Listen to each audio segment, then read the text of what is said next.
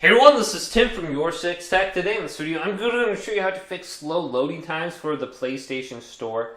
Now, the first thing that you want to go ahead and do is hold down the PlayStation button and then open up the quick menu and then close any applications you have open. So I'm going to open up Quake, and if I hold this down, I should be able to see the application on the top. So we can go to Close Applications and then close this down.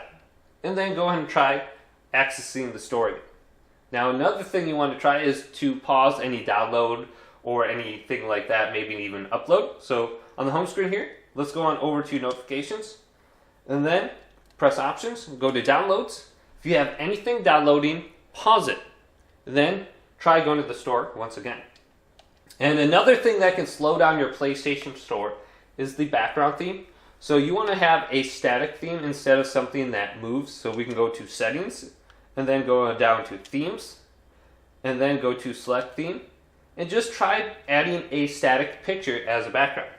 So a lot of times, I just use a custom one. So on the bottom here, if we scroll on down, we can just go to custom, and then just select an image from a game or a screenshot that you took.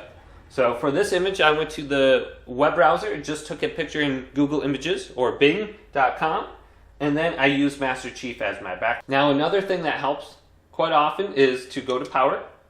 Then we want to go to where it says power options and go to turn off PS4 and completely turn this off. Now locate a USB to micro USB cable and plug in your controller. We want to launch our PlayStation 4 into the safe mode menu and wait for your PS4 to stop blinking.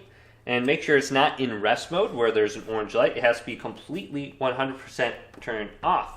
Now that is turned off, hold down the power button. You will hear one beep.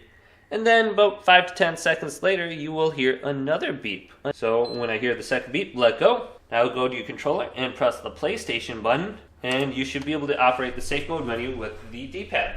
Now go on down to option number 5, rebuild database. And it says it may take a few hours, but my experience only takes about 5 to 10 minutes. So it's going to restart. And then it's going to bring you to a screen where it gives you an estimated amount of time.